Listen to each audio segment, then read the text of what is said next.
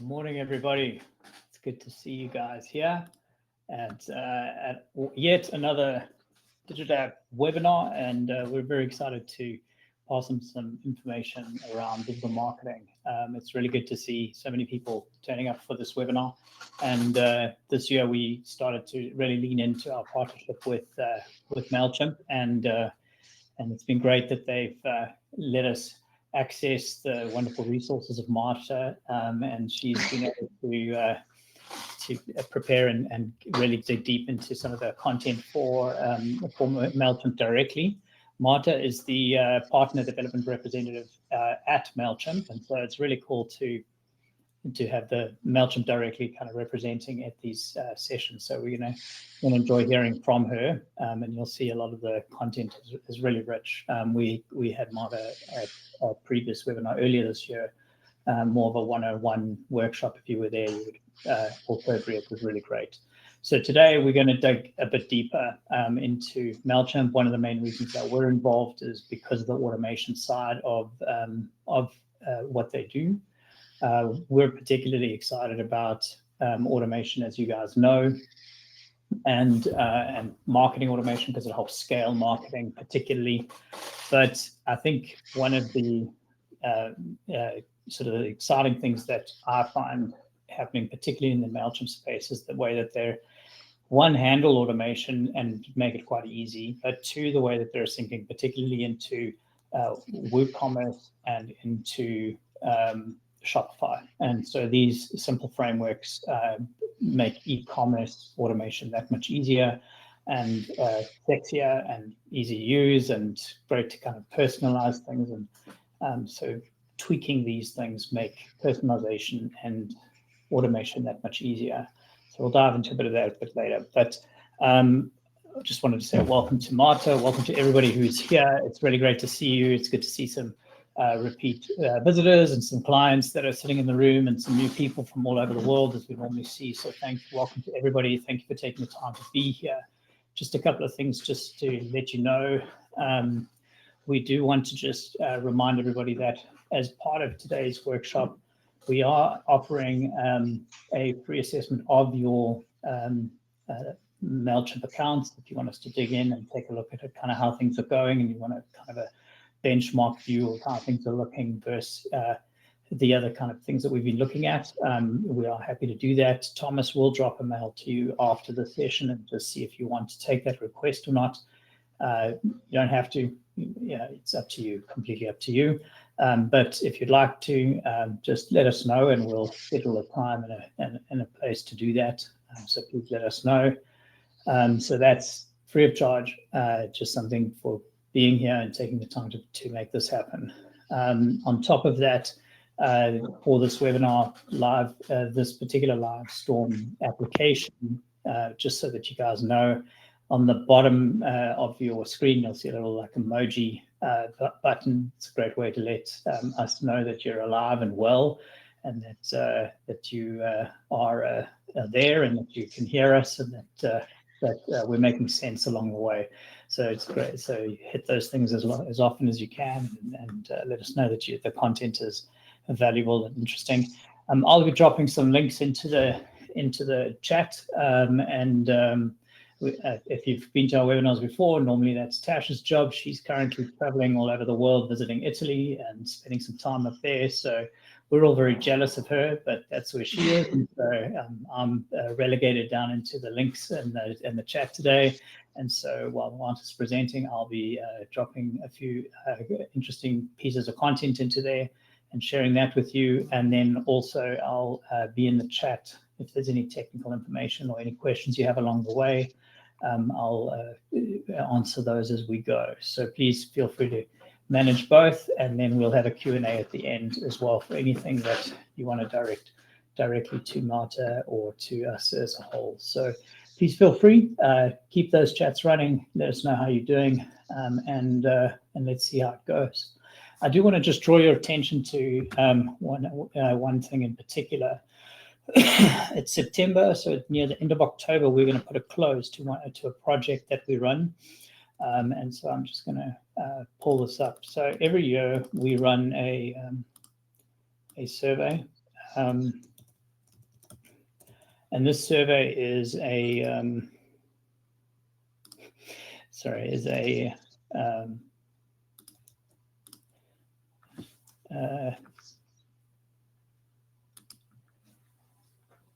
this apparently is quite difficult to send links. So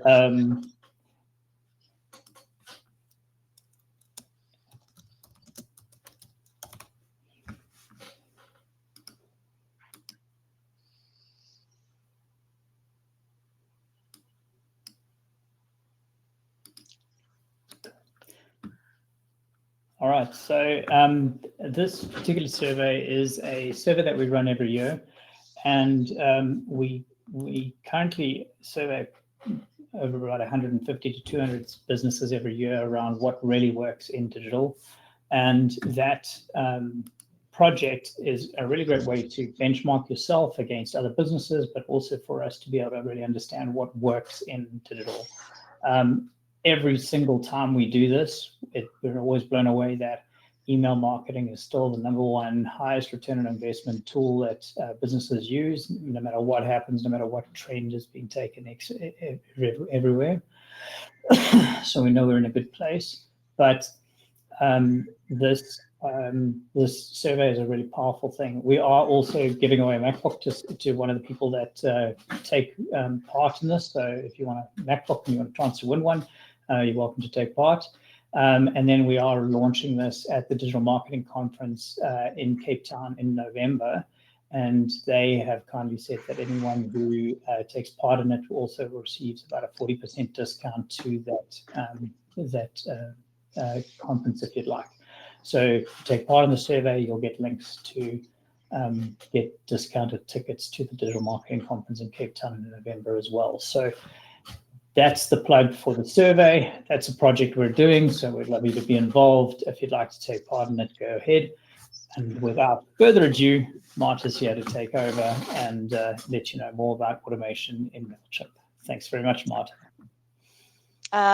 So hi everyone. Hi again if I've seen you last time. Hi for the first time if it's the first time that I'm talking to you. Mike already introduced me. So I'm a PDR in Mailchimp, which means I'm a partner development representative. And what I'm here today is to explain to you how automations work on Mailchimp and why you should even get automation set up. So I'm gonna share my screen. Just a second. Over here. And I have a PowerPoint ready to show you guys. So first of all, we have here what is a marketing automation. I'm so sorry because for some reason I'm not able to do what I need to do over here. So I'm gonna leave it like this if I could just yeah. So what is a marketing automation? Basically, it's the backbone of efficient and scalable marketing. Why is that?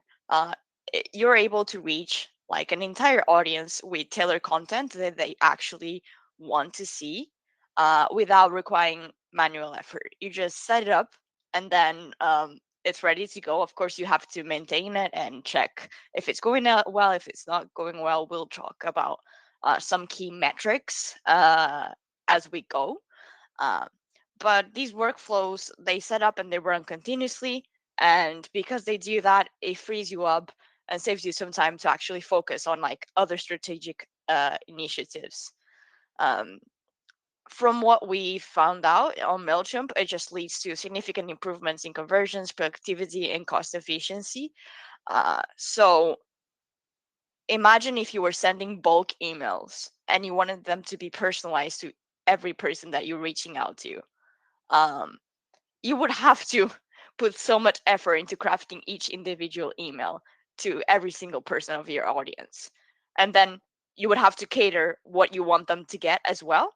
That is a lot of time that you're spending on simply sending an email when you could just set up an automation. The content will be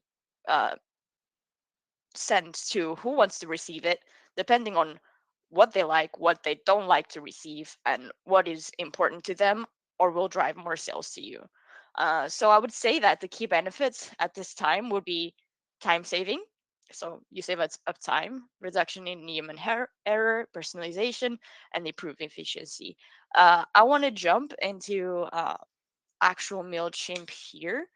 And let me just show you something. So I want to show you how you can actually craft an automation. So let me go back to Mailchimp and show you where you can find it. So over here on automations, you can click on choose the flow template, and we have a bunch of templates available already, or you can actually just build it from scratch. Uh, Over here. Uh, so you have to name the flow. I'll just name it anything at all. And then you choose a trigger. So what's the trigger? It's basically what puts a person into the workflow. So it's a condition. So if they are tagged at something, that can be a trigger to then start them on a journey. Or if they sign up to an email, that can also be a trigger to get them started up on a journey. Uh, there's a lot of things that can trigger an automation. Uh, I would love to point out to these ones that are I can't show them to you right now. They're actually pre-built. Some of them are.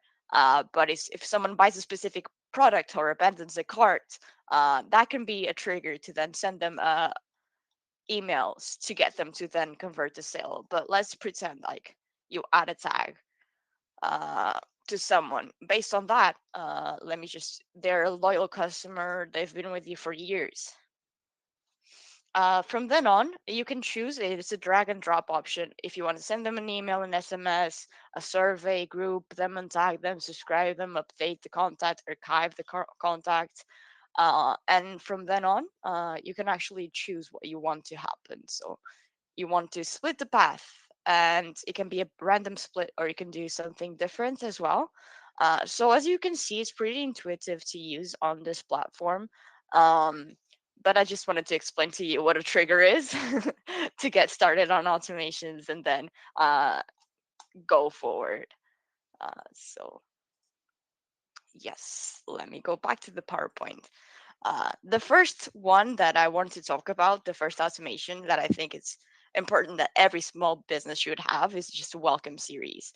And why should you build a welcome series? First of all, because number one, it builds trust and nurtures a relationship.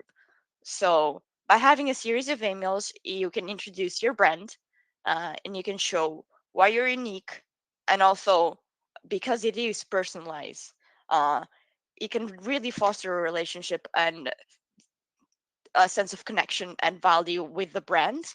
It helps you set expectations. So you can inform what they can expect from your emails, such as the type of content they'll receive and how often they'll receive. You can actually ask them what kind of content they want to receive. So it's less likely that they will subscribe.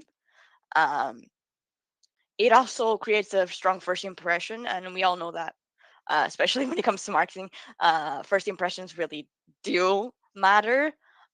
So make it a memorable experience for them, make them feel appreciated.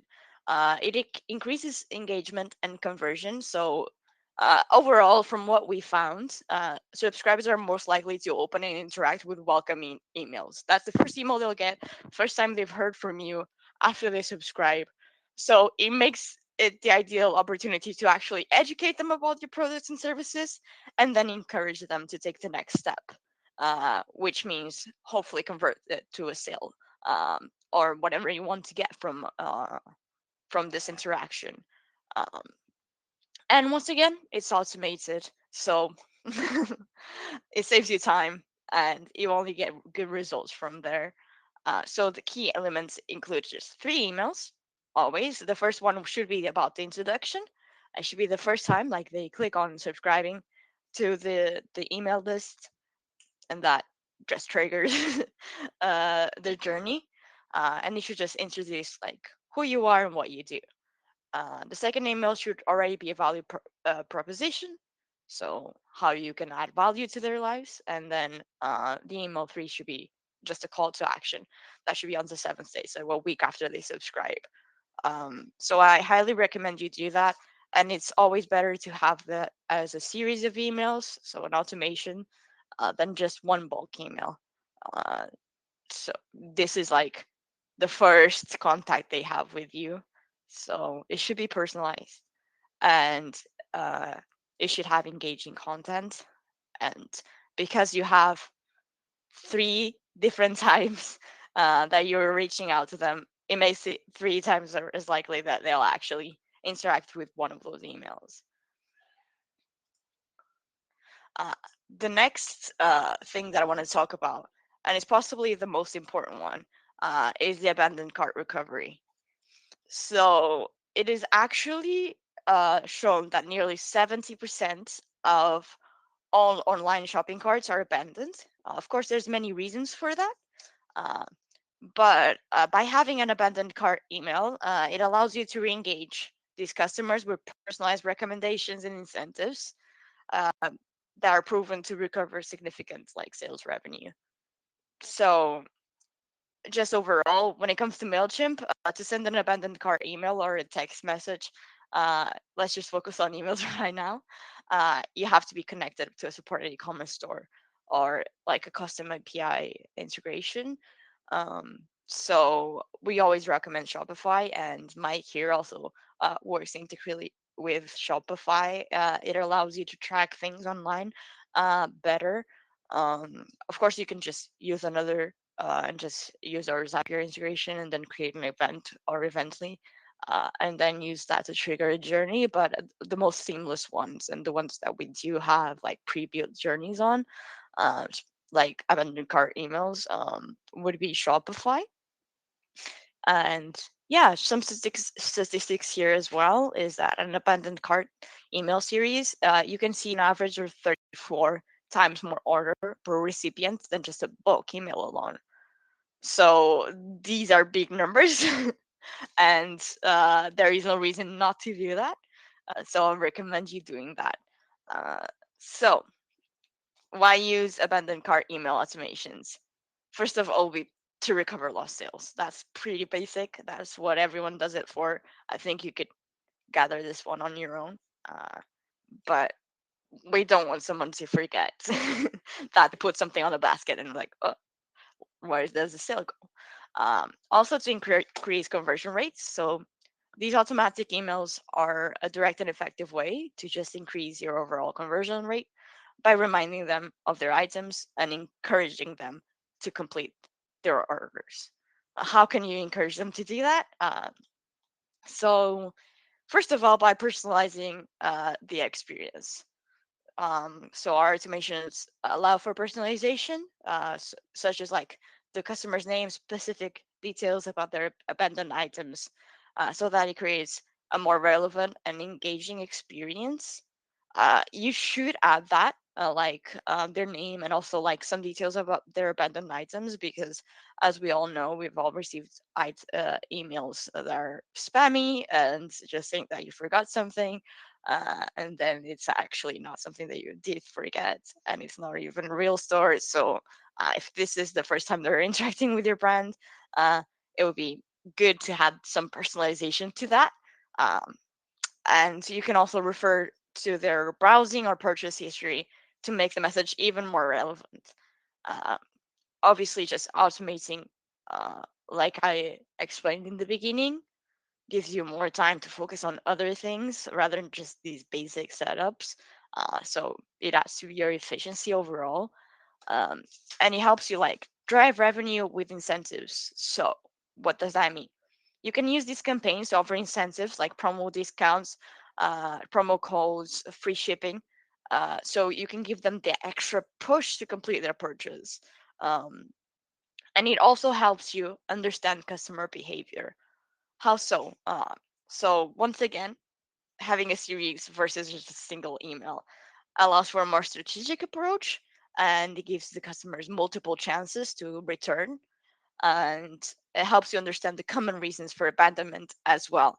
Like I said, the initial value that we had here of abandoned carts were nearly 70%. It is good to know why. Uh, People are just leaving them on the cart. Are the prices too expensive? Is the customer just there for a first time? Uh, it's just good to understand why, so you can actually change the why and convert those sales. So what we have and the best practices for it would be to send emails within 24 hours. So I will explain like our pre-built abandoned cart series. It usually includes 3 emails. But obviously, like you can add or remove emails or exchange settings for each.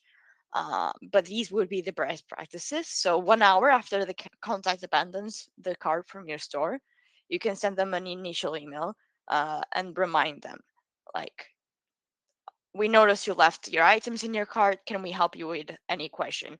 The first message should always be helpful rather than sales focused, because you don't want to put pressure on. Not at the start. No, it's been an hour.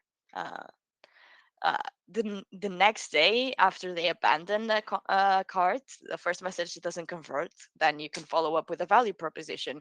So from then on, you really want to convert that sale. It's not something that they change their tab or they forget. Like, it's been a day, so you should add an incentive there, like what we talked about, a discount, a promo code, or even just free shipping. It depends. You can actually use A/B testing to see which one would be the most engaging one for the your customers. See which one drives more sales and is most beneficial for you. So an example for that would be like your cart's still waiting, intro 10% off if you complete your purchase today.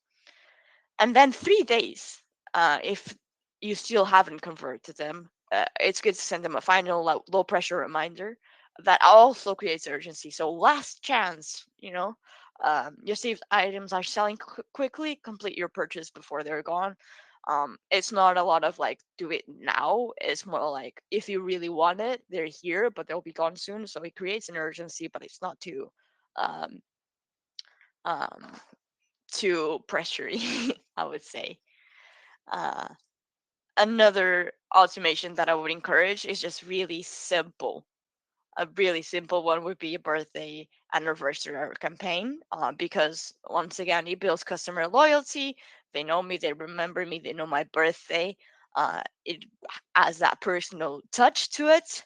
Uh, and you can, when you do that, reference past purchases or offered like a limited discount. It's your birthday, so get 5% off of any item on the store. um, uh, you can use it as like a gift to you. It really does go a long way, and it's a very simple thing to set up. So when you upload your contacts, you just have a birthday there, and then you can create that automation. It's simple, but it's effective. So I would recommend you getting one of these automations set up. And one very important one that I would really recommend you having is just the re-engagement campaigns. Why is that? So no matter what to do, even if you're the best marketer in the world, it's just the way things work. A portion of your email list just becomes inactive. Uh, every year. It happens. Subscribers normally just disengage, either to changes of interest or focus. Uh, it happens. It's natural. Don't worry about it. But re-engaging existing customers overall, so these customers that are just for some reason just forgot about you, uh, not really forgot, but aren't focusing on you right now, or just like their interest changed and they are not focusing on what you're providing right now.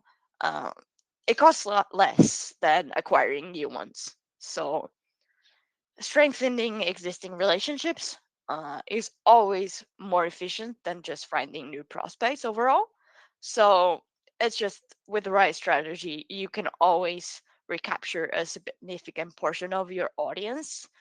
Uh, I'm actually going to go through a guide with you guys. I know that Mike will be able to drop that in the chat. So if you want to download it so that you can read along afterwards, that will be perfect. So the first step in a re-engagement campaign would be to identify inactive subscribers. So what is an inactive subscriber? It really depends, but some common criteria that you can use is like if they haven't opened or clicked uh, your emails in 3 to 6 months, that would count as like inactive. No purchases for over 6 months could also be uh, a criteria to um, consider someone as an inactive subscriber. It really does depend on your brand though, because if it's like a summer focused like pool service thing you're selling, I guess a 6 months wouldn't be enough. It would be a yearly thing. But overall, if it's like an all season thing, it would be about like 6 plus months. Or haven't visited your website in 90 days. So they stopped interacting with your site or your brand and haven't opened any emails or bought anything at all. Uh, I would consider that an inactive subscriber. Uh, if you've been there with me on the first webinar, I've actually talked about how important it is to clean your email list and archive inactive subscribers. So this is a step that you should always do before you archive them. Just try to engage them, and then if it doesn't work out, then you archive them. But this should be the process that it goes into it to keep your open rates up, your engagement up, your sales up, and just make sure that you do end up on someone's inbox and not on the spam list. Um, this would be the process. So in order to actually set it up, I would encourage you to uh, create segments. So uh, the segments you can just use to group inactive subscribers. You can do so on 3 points. That I mean, you can do that on more, but I would encourage you. The best practice would be based on purchase history. So identify dormant customers that specifically purchase something within a category or just a specific product. They always buy this from your store, uh, or they always buy something within this category within your store. Why? Because based on that, you can just then use that to tag them or to group them and use that as a trigger so that they then receive more personalized content. So yeah. Engagement level, separate frequent past engagers who have recently stopped interacting, and then subscriber source. So just to evaluate whether inactivity rates vary by acquisition channel. So was it through social media? Was it through ads that they got to know you and they signed up for you? That's just important to see if there's any like causality in it. So um yeah, I would definitely create these segments.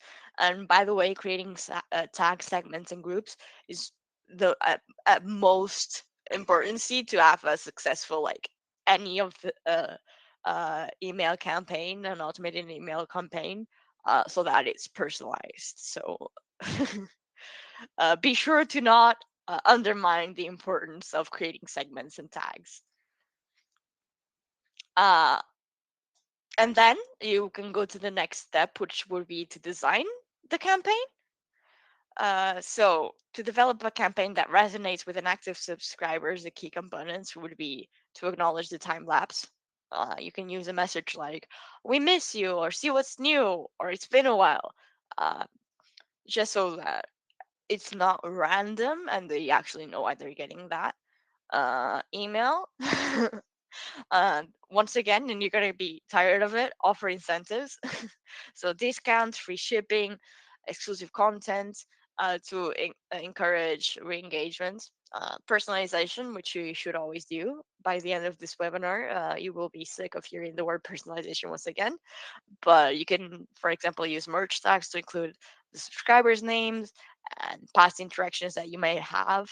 Um, Once again, personalization adds to more relevance and makes it more likely to someone to actually read through the email and not just the title. Uh, and it just creates a better experience overall for the customer. And options. So always allow them to update their preferences and opt for fewer emails or for emails within certain categories. Once again, with the preference things, that's pretty much included. But That's very, very, very important so that you don't end up on spam. You don't want to be sending emails about um, monkeys to someone that's only interested in lions. I'm so sorry if you know me from from my first webinar here. You would know that my examples are not always the best, but uh, it's just an example. And the timing of the campaign. So effective timing is always crucial. The schedule that we would recommend would then be for the first email, you should be a reintroduction. They know you, they've been with you before, they engaged with you before, they purchased before. uh, so just acknowledge the inactivity and introduce an incentive. Hi, we've missed you. um, it's been blah, blah, blah. We noticed that you like blah blah blah blah. Here's some discounts for items within this category that we think you might be interested in. The second email should be a reminder. So you should send a follow up email a week later to reinforce the offer or the incentive. And then the final one should be to notify subscribers that this is last chance to re-engage before they're removed from the list. And then you can go on and remove them from the list because they're inactive. And if they're not looking to engage with you or your content, then they're just uh, putting you at risk and your reputation, brand reputation at risk. So very important, one of the most important ones, just to keep your email list clean, make sure that people continue to be engaged and loyal to your brand. Uh, so yes, then the last few steps would be to automate the campaign. So you can start a customer journey like I show you on the automations tab. So you can trigger emails when specific inactivity criteria are met. So no engagement within 6 months, for example. Uh, and always, always, always do A/B testing whenever you're doing a campaign, just to see what's more effective and better. Um, it really depends on the campaign or the time and your exact list and the preferences and the segments that they're in. Like you can't just say that because you worked on one campaign, you should do that for all of them. You should experiment with subject lines, incentives, emails designs just to optimize results. That's just something that you should do. And you will also be tired of hearing me talk about it by the end of this webinar. And then always just monitor and adjust. So we'll talk about some key metrics here. Uh, the first one should be the open rate. So are your subject lines compelling? You should test variations to boost interest. Then click-through rates. Are they engaging with your content and incentives? Is that actually a good campaign? As is the issue the the subscribers that don't want to re-engage are just like not great, and you should put some more work into it. And the conversion rates, how many re-engaged subscribers are actually taking meaningful actions after that. So keep an eye on these metrics to just know if your campaign is actually successful or not, and if you choose what you should change based on what the metrics do tell you about that. Another one that I would recommend you having that I think will be important is just post purchase follow up campaigns. So, as you might know, um, post purchase follow ups and review requests are critical to keep customers engaged, to build trust, and drive repeating uh, business. Um, why? First of all, they help you build loyalty. So thank you message or exclusive discounts just show appreciation, and you do want your customers to feel appreciated. Drive repeat purchases, so suggesting related products that can encourage future sales. I notice you like this. Here's a product that looks similar, or that other people that bought this also bought. It can double your sales pretty easily. And collect feedback, which is also very, very, very, very, very important. Because reviews can build credibility and just improve your online presence. Listening to your customers is always a top priority. Know what they want, what they don't want, um, once again, one of the reasons why personalization is important, but also to just cater your content and your offers to what really resonates with your audience. So to set up a campaign, first of all, you should create an automation workflow. I showed you in the beginning, talked about it again. But yeah, on the automations tab, just choose customer journey, set to trigger as purchase completed for a targeted follow up, and then personalize emails with dynamic contact like product recommendations or discounts, like what we just talked about. You should schedule your emails. So the first one should be an order confirmation, should be sent immediately with their order details so they know they bought it and it's confirmed. Every time you buy something online, this happens. So it's good for you to have that set up as well. Uh, it just builds credibility.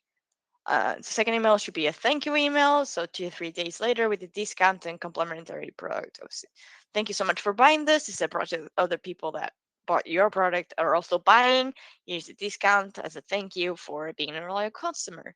Um, and the third email should be like 7 days later with a link to the product review. Thank you so much for buying this product. Tell us how much you're liking it.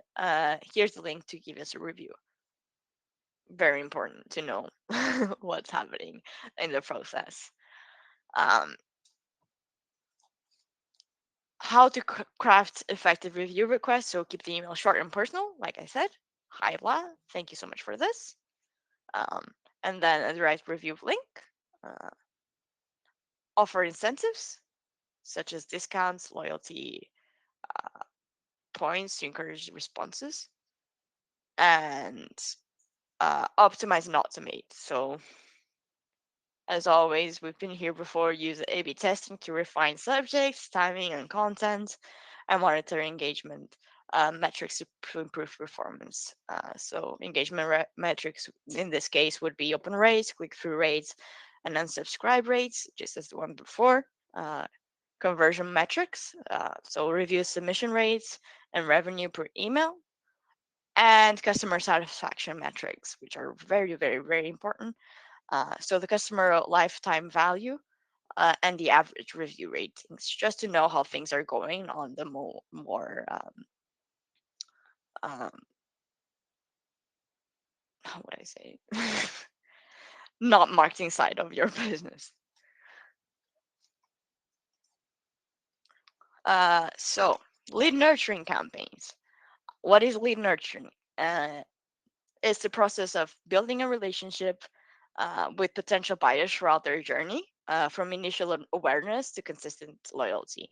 So, automating this process allows you to efficiently guide leads for the sales funnel with personalized, timely content, help to convert them into customers.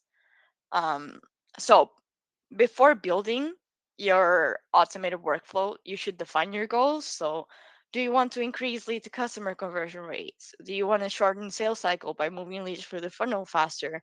Do you want to build relationship with cold leads or revive dormant ones? Do you want to educate your leads about your product or service to foster trust and credibility? So obviously, before you start an automation, what do you want to do with it? It's an important thing to ask yourself, and this would be the four main objectives that you want to build one of these campaigns for. Um, you should also create a lead scoring system. So you should prioritize leads based on their likelihood to convert by using both demographic and behavioral data. For the demographic fit, you should ask, does it fill your ideal customer profile? So job title, industry, company size, and then behavioral engagement. So how engaged is the lead with your brand? So you should track email opens, clicks, website visits, so you can know. So you should map out your content. I'm so sorry. Here. Uh, for each stage of the funnel. So you should deliver relevant content at each stage of the buyer's journey. So if they're at the top of the funnel, you should focus on awareness. So That means sharing educational content such as blog posts, ebooks, webinars, whatever you can find to educate the customers on what you do. If they're in the middle of the funnel, that's consideration. You should provide solution oriented content, such as case studies, product demos, um, etc. And then the bottom of the funnel, which is decision, you should encourage actions such as free trials, consultation, pricing details, anything to convert those leads to make that decision to stay with you and be with you. Uh, so some examples of lead nurturing campaigns, and we have some that are already um, uh, pre-built, would be an welcome series. So send welcome emails when someone subscribes to downloads gated content that we've already been over. Um, Drip campaigns, so deliver educational content over time based on engagement level. Behavior triggers, set up actions like visiting product pages to trigger targeted emails, and then re-engagement campaigns that we've already been over. Uh, like I said, you should always optimize campaigns with A/B testing, so test subject lines, calls to action, and send times. Uh, Monitor metrics to refine. So once again, as I should say, open rates are emails capturing that attention. Click-through rates, are the recipients engaging with your content? Conversion rates, are they taking the desired actions that you want them to take? And lead progression, are they moving through the channel efficiently?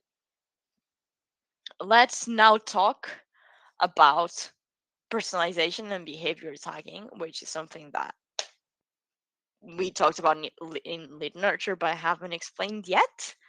So, what is behavior targeting? So, it leverages data from a customer's past interactions with you, such as browsing behavior, purchase history, email engagement, to then deliver personalized, relevant content. By focusing on user behavior, you can create targeted campaigns that resonate more with the audience compared to just base segmentations. So we have a few different types of behavioral data that can be used to then start a journey, which would be like email engagement, so opens, clicks, and forwards, website activity, which monitors visited pages, time spent on pages, and view products, purchase history, so it details the purchases, the frequency, and abandoned carts, app usage, so it tracks app feature interactions and in-app purchases, and social media interactions such as likes, shares, and comments. So, what are the benefits? It allows you to match your content and offers to customer specific interests and increase relevance that can improve conversion rates, provide a better and more personalized experience for the customer, and helps focus your efforts, diverting more attention to engage our high conversion customers. It helps you build a long term customer relationship and increase customer lifetime value, which is very important. So, to implement behavioral targeting, what should you do? Set up tracking. So, enable tracking tools for emails and websites. Once you integrate Shopify, for example, it asks you for that. Always say yes, so then you can build these automations. Create segments, like I said, always very important. Group audiences based on specific behaviors. Design targeted campaigns, so tailor emails for each behavioral segment. Uh, Use automations and analyze and refine. So monitor the campaigns. We talked about the metrics. We will talk about them again. So some use cases that we have would then be the abandoned cart recovery, re-engagement campaigns, cross-selling, so the product recommendations, content personalization, and loyalty programs, which would be to reward milestones like purchases or anniversaries. We've talked about all of them, but um, just know that that can be triggered by their behavior. You should keep track and notice it. So the best practices are always to respect privacy. So GDPR or CCPA, make sure that they're compliant and always allow them to opt in or out whenever. Don't over segment, so avoid overly small audience pools. You do want to group them based on specific interests, but let's not just group like 5 to 10 people, please, because then you're really not sending emails a lot. It's not really that personalized and not really that important. Uh, so test and reiterate, once again, A/B testing, uh, combined with other data. So, for example, demographic and psychographic data that you might have, and just act quickly. So automate timely responses to behavioral data. You don't want someone to do something and you are going to send them an email like a week later when they don't remember they even did anything.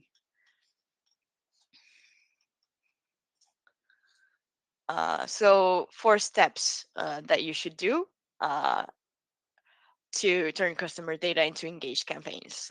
How do you get that data to then create these behavior based automations? Um, is usually just this process, like to actually target and personalize marketing, uh, is often referred to customer relationship manager or CRM. So we're talking a little bit about CRM right now. Uh, First of all, you should collect all your customer data in one place. So always just have one audience. That's it. Keep them in one audience, and then you can segment them, tag them, group them however you want. Things that you should consider: have you connected your online store?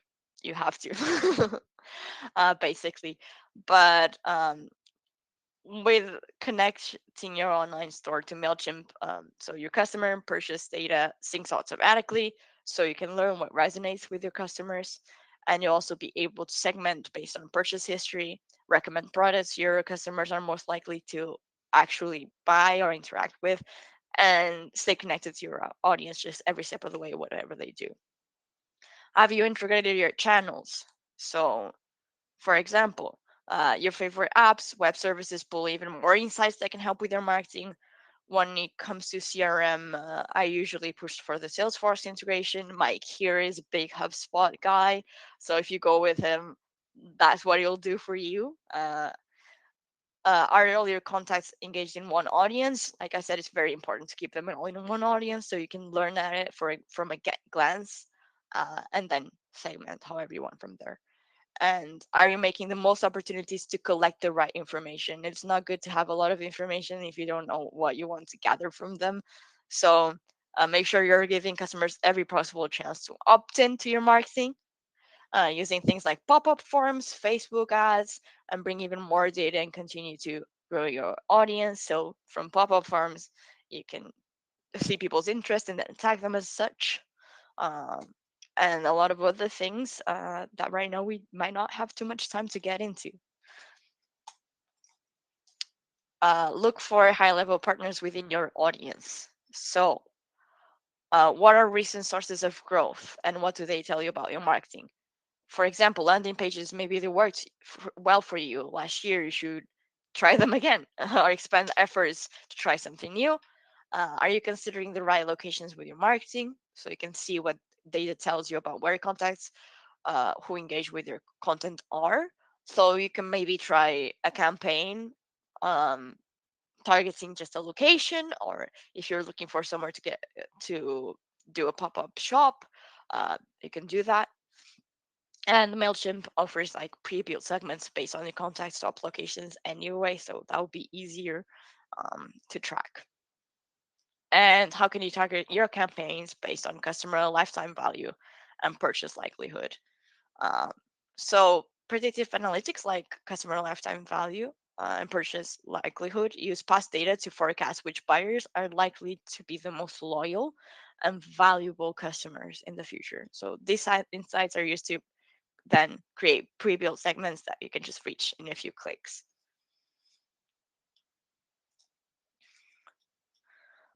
Organize insights based on what's most important to you.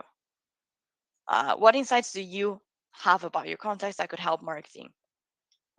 Are very important. So you know things about your contacts that you can leverage, like who you met in real life at an event, or they usually buy for their pet. You can use tags to notice information. Uh, Very important tag. Uh, Are you asking your customers what they want to hear from you? Also important. So adding a group field to sign up form, for example, can help you learn more about your contacts' preferences right from the source. Which type of communication do they receive? What types of products are they most interested in? So you should group them in Mailchimp, and then it can be just a valuable tool for quickly getting content to people that find it most interesting.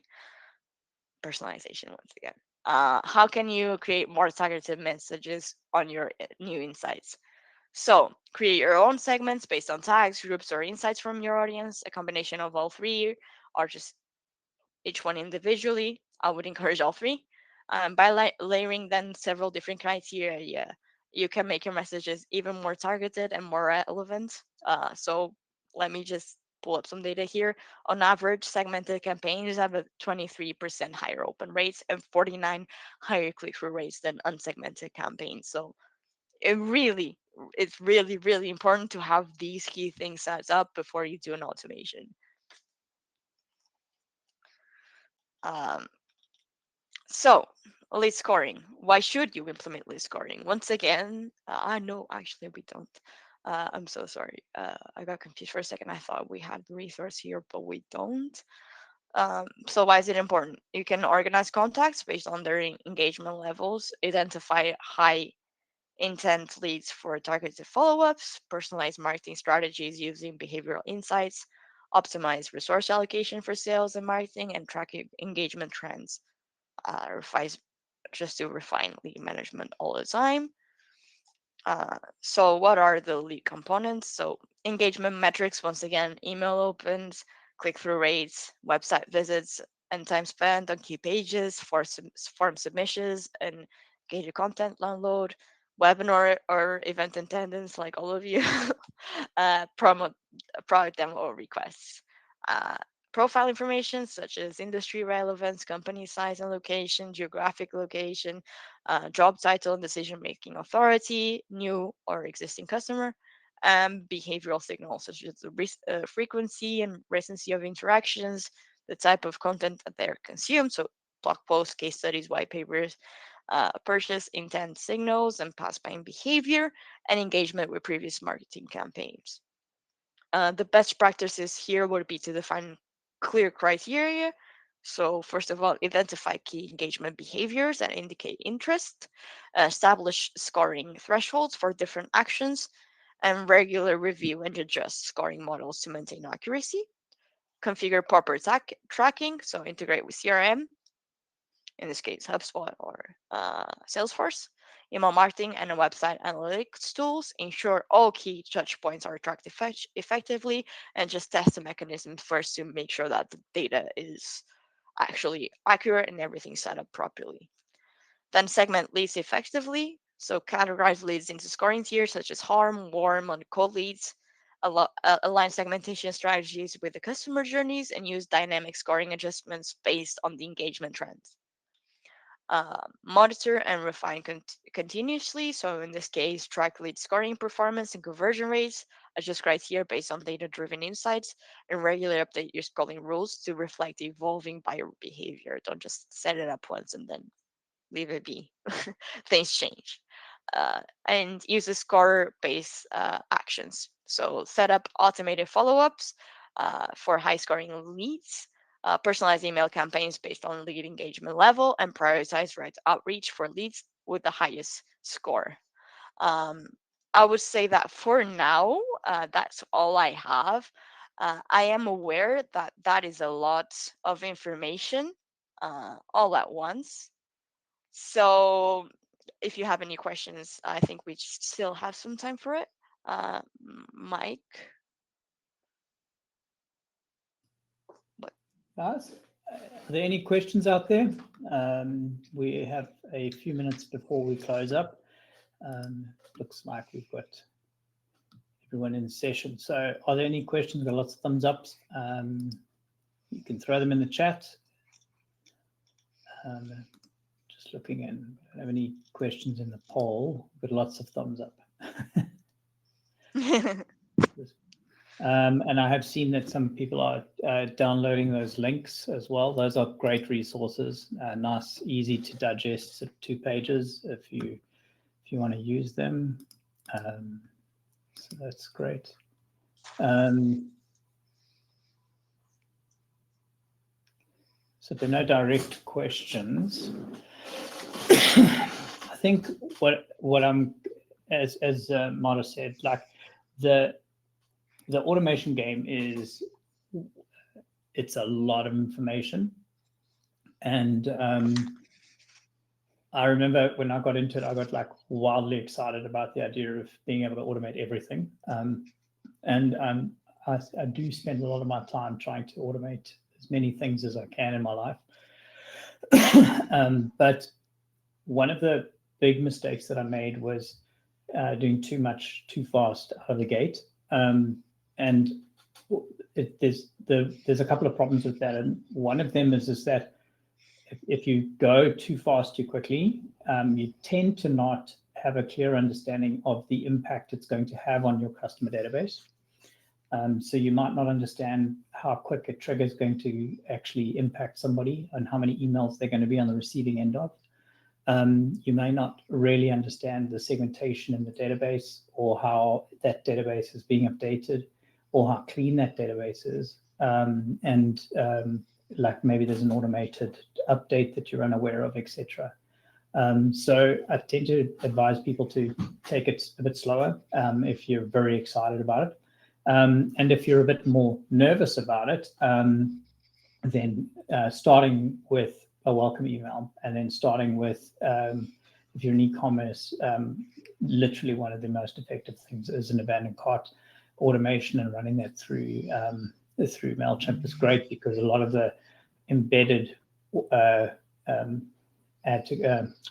abandoned cart functions inside WordPress and inside Shopify are actually quite limited. So it's great to kind of pump it through through Mailchimp in that respect. And so the tool itself is fantastic in that respect. And then also these post-purchase events are really great to build traction and build loyalty. A lot of guys struggle for reviews and those kinds of things, and they really are fantastic to drive these further engagement points to build loyalty within the database. So one step at a time to kind of build these things out become really, really powerful ways to get stuck in. So be aware that you've got a customer base that's on the receiving end of these things. Also be aware that you can trigger across different channels, and that also helps a customer not feel like they're being hammered on every cylinder. So across SMS, across email, across WhatsApp, you can trigger various different points, and the right kind of points would be quite valuable as well. So on either side, if you're very excited, there's one side, take it easy. And on the other side, if you're a bit nervous, one step at a time will help you get there.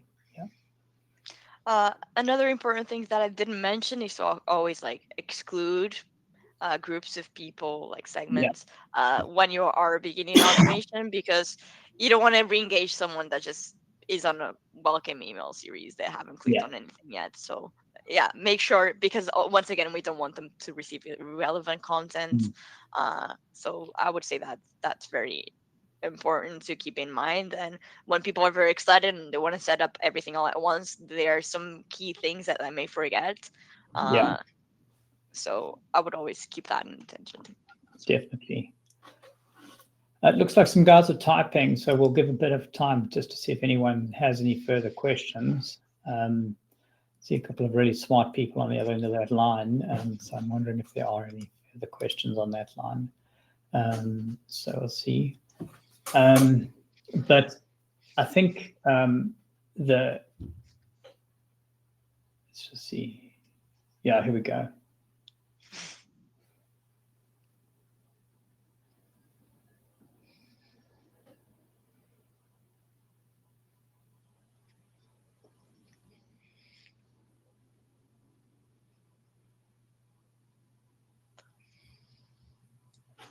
Yeah, so we can probably take a look to see around the rest. I know that Mailchimp has a big database of specific content into various different industries. Tourism is a big space, hospitality, and the restaurant space. There's a lot of SME specific style content which would fall into the restaurant space that Mailchimp plays in. And then we've done quite a lot of work, particularly in the tourism space, that we could probably lean on as well. So offhand, I don't know if we've got anything specific, but I'm fairly certain that between Marta and myself, if we just do a little bit of digging, we'll be able to find some case studies and some material for you. So yes, definitely. Yeah.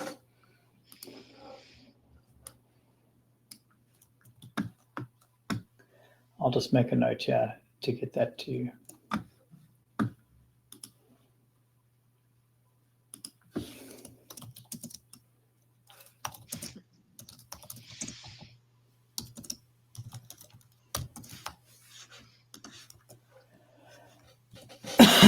Okay.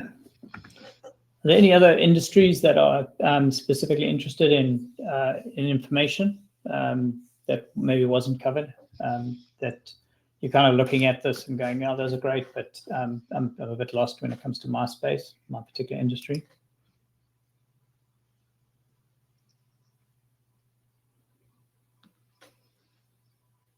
Okay, cool. And then I think just the one last thing is, right at the beginning of the session, I did drop a whole pile of triggers, like sort of fairly generic triggers, but just so that if you are tripping up on the word trigger, these are just different things that these are different types of triggers that people can that you can use and think about. Because I think one of the things that's great about automation is once you start to understand this idea that a data point can be a trigger, the mind starts to kind of over time sort of develop these ideas around, oh, well, if that's a data point, I have this data point, could we trigger that? And then if we could trigger that, what kind of journey could we build off that? Or what kind of experience or touch point could we make really exciting for customers off the back of that? And so touch points, user journeys, all of these things become really, really exciting. And so understanding triggers, data and touch points become really exciting if we can really understand and get our head around it. And if you're working in really big CRMs where you're capturing lots of data points across the sales and marketing journey and the customer service journey, then every data point becomes a potential trigger.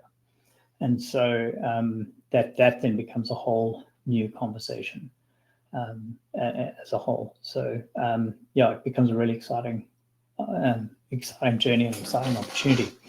So if there's no more questions, guys, I'm going to suggest that we give it a call and let you guys get back into your day or your evening. I can see a few people coming in from the States. I think this is a very this must be a late night for some of you. So I hope that you are doing all right there. We haven't kept you up. And thank you for coming. Yeah, I hope you have an absolutely fantastic day, and we'll see you hopefully at the next one. I think our next webinar is actually going to be our trends session in November, and so that will be a big one, and we hope to bring some new people to that and actually really contribute quite a lot of information to your 2026 strategies. So that will be a humdinger and a hopefully a big winner for you guys. Thanks so much for the support. We've seen a couple of guys that have been coming to a lot of them. Thank you for supporting us in this journey. And we hope to see more of you. Thanks very much. Have a great one. Keep well. Cheers.